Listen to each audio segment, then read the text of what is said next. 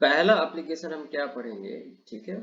जो फर्स्ट है, हम क्या करेंगे कि इलेक्ट्रिक फील्ड निकालेंगे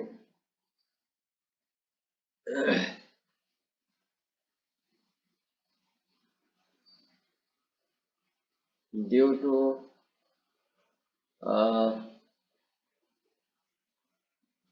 infinitely लॉन्ग वायर, ठीक है। तो इनफाइनाइटली लॉन्ग वायर का मतलब हम क्या समझ लेते हैं कि एक स्ट्रेट वायर है, ठीक है, ठीक है ना। और ये काफी लंबा है, तो हम सिर्फ एक उसका एक पोर्शन ले ले रहे हैं, ठीक है। और इसकी जो लेंथ है, ठीक, जितनी लेंथ पे हम जितना पोर्शन हम ले रहे हैं उसका जो लेंथ है वो एल है, ठीक है।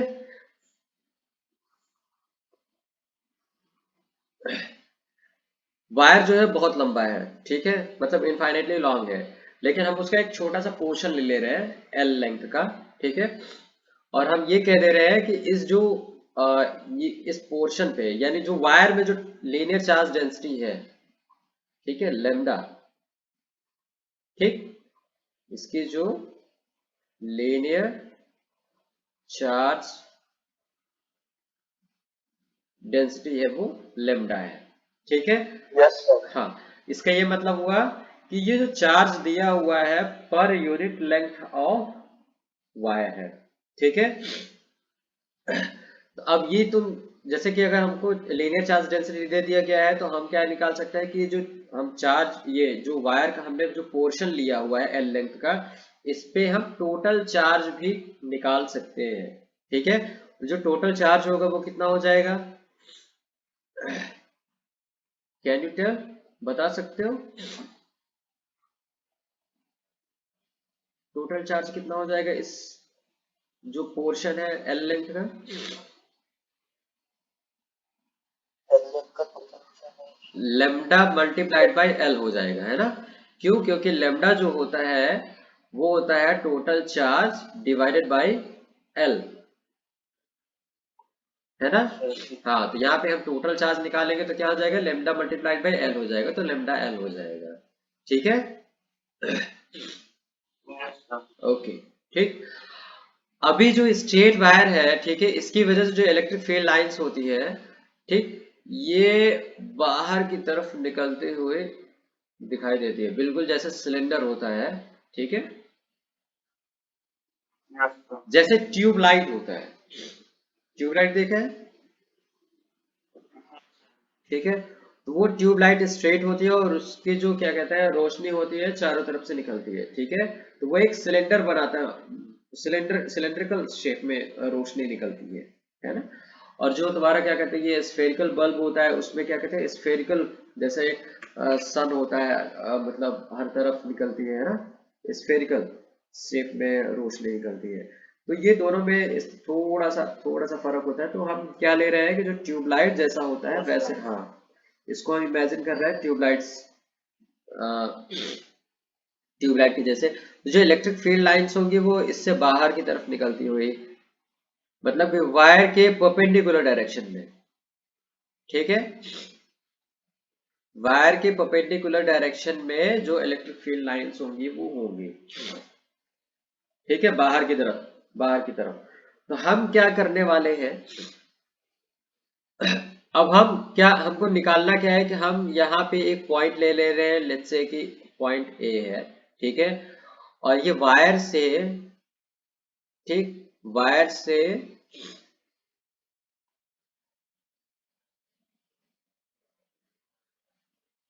वायर से आर डिस्टेंस पे ये पॉइंट है, ठीक है।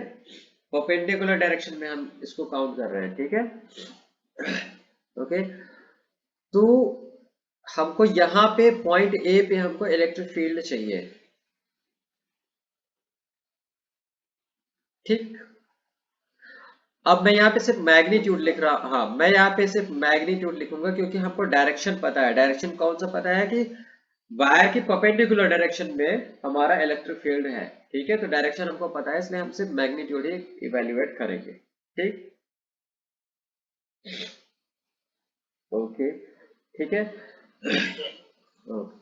अभी हम क्या करने वाले हैं कि हम इसको निकालने के लिए गॉस लॉ का एप्लीकेशन करेंगे, ठीक है। तो गॉस लॉ क्या बोलता है कि जो चार्ज होना चाहिए वो क्लोज्ड सरफेस के अंदर होना चाहिए। अगर क्लोज सरफेस के अंदर है तो उसकी वजह से जो फ्लक्स होगा वो क्या हो जाएगा, phi is equal to q divided by epsilon naught हो जाएगा, ठीक है। तो ये जो हमारा जो पोर्शन है वायर का, हम इसको क्या करते हैं कि एक क्लोज सरफेस के अंदर बंद कर देते हैं।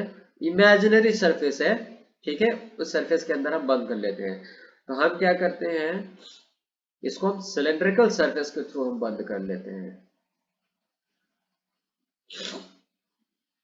ठीक है। जैसे ट्यूबलाइट थी वैसे ही हमने इसको बना दिया है, ठीक है। आर इसकी रेडियस है और जो सिलेंडर का जो लेंथ है वो एल है। बात समझ में आ गई, ठीक है। अब जब हमने ये, हाँ, इसको हमने क्लोज, चारों तरफ से हमने इसको क्लोज कर दिया, सिलेंड्रिकल बिल्कुल ट्यूब की तरह से वायर को हमने ढक दिया, ठीक है। तो अभी जो इस जो जो सरफेस से हमने इस क्या कहते हैं वायर को ढका है, ठीक है। तो जो फ्लक्स होगा अकॉर्डिंग टू गॉस लॉ,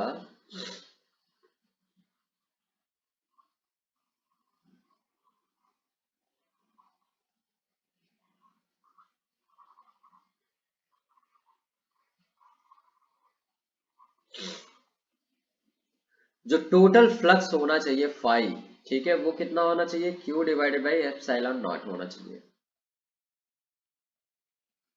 ठीक है। हाँ, ये हमको गॉस लॉ से पता है। अब हम क्या करेंगे कि इसमें हम फ्लक्स निकालेंगे एक दूसरे तरीके से, जैसा कि हम मतलब ये वाला फार्मूला यूज करके हम निकालते हैं। कौन सा, phi is equal to E dot, ठीक है। तो अभी हम देखेंगे कि इलेक्ट्रिक फील्ड और सरफेस किधर किधर है, ओके।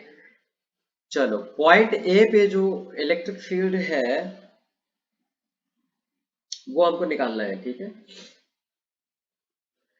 और इलेक्ट्रिक फील्ड हमको पता नहीं है, तो हम इलेक्ट्रिक फील्ड का मैग्नीट्यूड हम ई ले लेते हैं,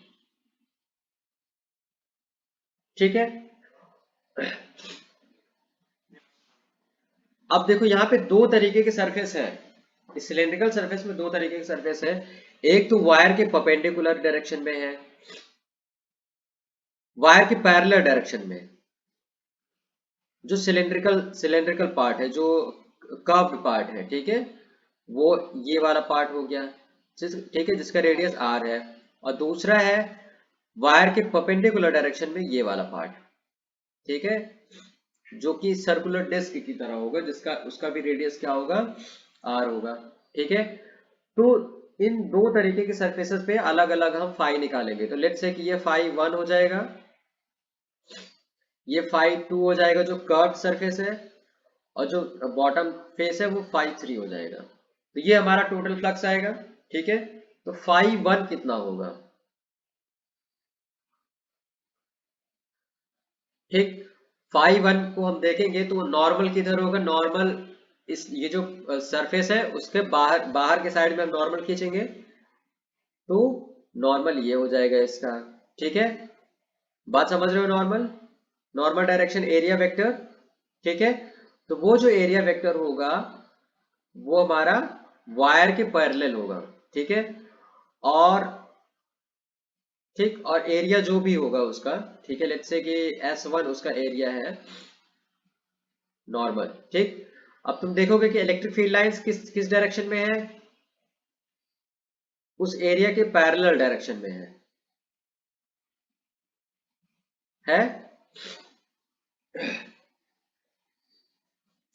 electric field lines, electric field का जो डायरेक्शन है वो किधर है, वायर के परपेंडिकुलर डायरेक्शन में है। दैट मीन्स, हाँ, ये जो फाई 1 वाला जो S1 जो सरफेस है, ठीक है, हम इसको S1 सरफेस बोल देते हैं।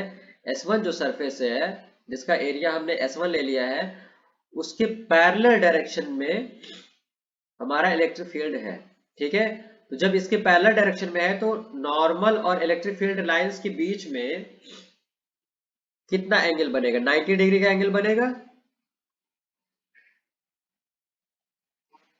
है ना?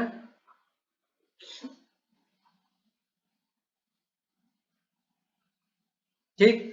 तो ये जो इलेक्ट्रिक फील्ड है, ठीक है, ई जो इलेक्ट्रिक फील्ड है उसका जो फ्लक्स है, जो फाई वन हम निकाल रहे हैं, E dot S one n one, ठीक है। तो इलेक्ट्रिक फील्ड और नॉर्मल वेक्टर के बीच में जो एंगल है वो 90 डिग्री का है, ठीक है। हमने एक अभी अभी फार्मूला पढ़ा है कि ई, जो डॉट प्रोडक्ट निकालते हैं, एस वन कॉस थीटा, ठीक है। तो थीटा की जगह पे 90 डिग्री आ जाएगा तो तुम देखोगे कि ये जीरो हो जाएगा। बात समझ रहे हो? ठीक है। तो सिंपल भाषा में ऐसे हम देखेंगे कि जब भी क्या कहते हैं इलेक्ट्रिक फील्ड के पैरेलल अगर कोई सरफेस है, ठीक है, अगर इलेक्ट्रिक फील्ड के पैरेलल, इलेक्ट्रिक फील्ड का जो डायरेक्शन है उसके पैरेलल अगर कोई सरफेस है तो उसके थ्रू कोई भी फ्लक्स नहीं होगा, ठीक है। वैसे भी हम देख सकते हैं कि इलेक्ट्रिक फील्ड लाइंस अगर तुम देखोगे तो क्या ऊपर वाला जो क्या कहते हैं जो डिस्क की तरह जो सरफेस है, S1 सरफेस है, क्या कोई लाइन उसको क्रॉस कर रही है? इलेक्ट्रिक फील्ड लाइंस क्रॉस नहीं कर रही है ना, उसके पैरेलल चली जाएगी लेकिन क्रॉस नहीं कर रही है।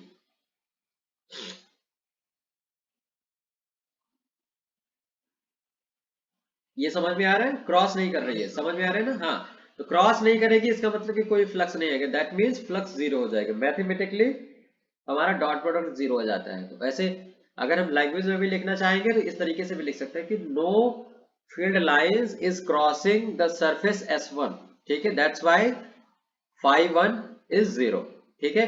इसी तरीके से फाई थ्री देखोगे तो वो भी जीरो हो जाएगा, because no field lines is crossing bottom surface also, ठीक है। जो बॉटम सरफेस है कोई भी फील्ड लाइंस उसको क्रॉस नहीं कर रही, इसकी वजह से जो फाई थ्री भी हो जाएगा वो भी जीरो हो जाएगा, ठीक है। अब बचा तुम्हारा फाई टू, जो कर्व्ड सरफेस की वजह से जो इलेक्ट्रिक फील्ड है, कर्व्ड सरफेस की वजह से जो तुम्हारा फ्लक्स आएगा। अब यहाँ पे तुम देखोगे तो इलेक्ट्रिक फील्ड लाइंस उन सरफेस को क्रॉस करेंगी, ठीक है। तो यहाँ पे तुम्हारा जो फाई आएगा वो जीरो नहीं आएगा, कुछ आएगा, ठीक है। इस फाई को हम निकालते हैं, कितना आएगा? फाई टू, ठीक है।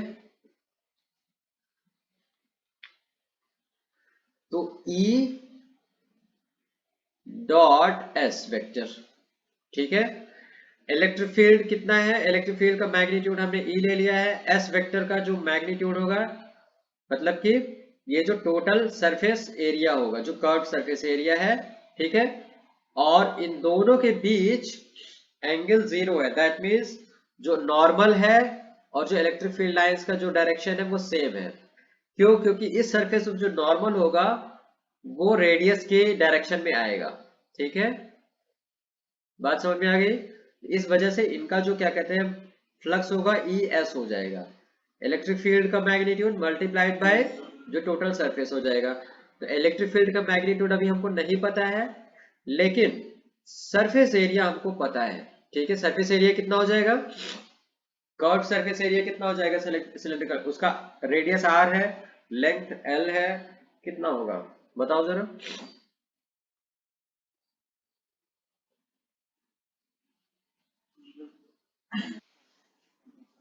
कितना आएगा? याद नहीं आ रहा है? 2 पाई आर एल। अच्छा, कर्व्ड सरफेस जो है, सिलेंड्रिकल जो पार्ट है, कर्व्ड सरफेस है, उसका जो टोटल सरफेस एरिया कितना होगा? समझ में आया क्वेश्चन? हाँ, कितना होगा? हाँ, 2 पाई आर एल हो जाएगा, ठीक है। हाँ, समझ में आया ना कैसे होगा 2 पाई आर एल? ये फार्मूला है, ठीक है, सिलेंड्रिकल जो सिलेंड्रिकल, हाँ यस, हाँ सरफेस एरिया, हाँ सरफेस एरिया कितना होता है, अगर हम क्या कहते हैं मतलब जो ओपन है, अगर क्या कहते हैं कोई सिलेंडर है ओपन है जैसे कि पाइप होता है, ठीक है, उसका सरफेस एरिया कितना होता है 2 पाई RL होता है, ठीक है। तो ये हमारा जो फ्लक्स निकल के आ गया,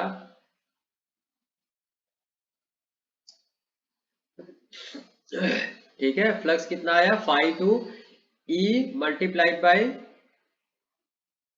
2 पाई RL आ गया, ठीक है, ये हमारा फाई। तो जो टोटल फ्लक्स हो जाएगा, क्योंकि ठीक है, जो टोटल फ्लक्स हो जाएगा phi 1 plus phi 2, sorry phi 2 plus phi 3, ठीक है, फाई 1 एंड फाई 3 जीरो है, तो ये हो जाएगा कितना फाई 2 के बराबर ही हो जाएगा, that means E 2 pi RL। समझ में आया, फ्लक्स हमारा कितना हो जाएगा ई 2 पाई RL हो जाएगा, ये हमारा दूसरी इक्वेशन है, ये तो समझ में आया, ठीक है। अभी तुम देखोगे equation 1 and equation 2 are same, ठीक है, क्योंकि फाई यहाँ पे भी है फाई यहाँ पे भी है, तो हम क्या कर सकते हैं, E 2 pi RL equal to q divided by epsilon naught लिख सकते हैं, ठीक है। अब यहां से तुमको ई की वैल्यू निकल जाएगी, ई बराबर कितना आ जाएगा, Q divided by 2 pi R epsilon not L, ठीक है, and Q divided by L को हम क्या लिख लेंगे, Q क्या है, टोटल चार्ज है, टोटल चार्ज है ना, हमने कैपिटल क्यू, हाँ कैपिटल क्यू लिखा था लेकिन यहाँ पे स्मॉल क्यू लिखा है, लेकिन है वही दोनों चीजें, ठीक है, जो टोटल चार्ज है वो क्यू है, तो क्यू डिवाइडेड बाई एल हम अलग से लिख लेते हैं थोड़ा सा, ठीक है, and 1 divided by 2 pi R epsilon not, Q divided by L क्या हो जाएगा, लेमडा हो जाएगा, तो lambda divided by 2 pi R epsilon not, ठीक है। तो ये हमारा इनफाइनाइटली लॉन्ग वायर की वजह से जो इलेक्ट्रिक फील्ड आता है किसी पॉइंट पे जो कि R डिस्टेंस पे है वो कितना होता है, ठीक है, lambda divided by 2 pi epsilon not R, ठीक है,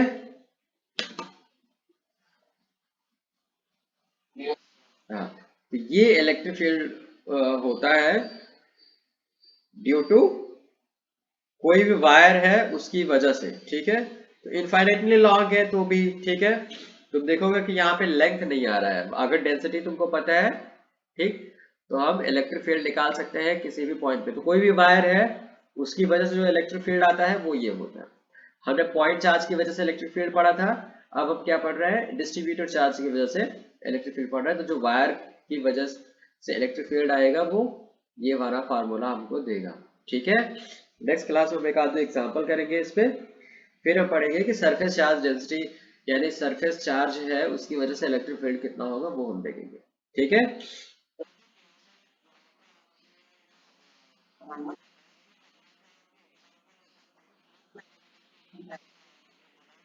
हाँ डिराइव करो, क्यू बाई एप्सिलॉन नॉट कैसे आया,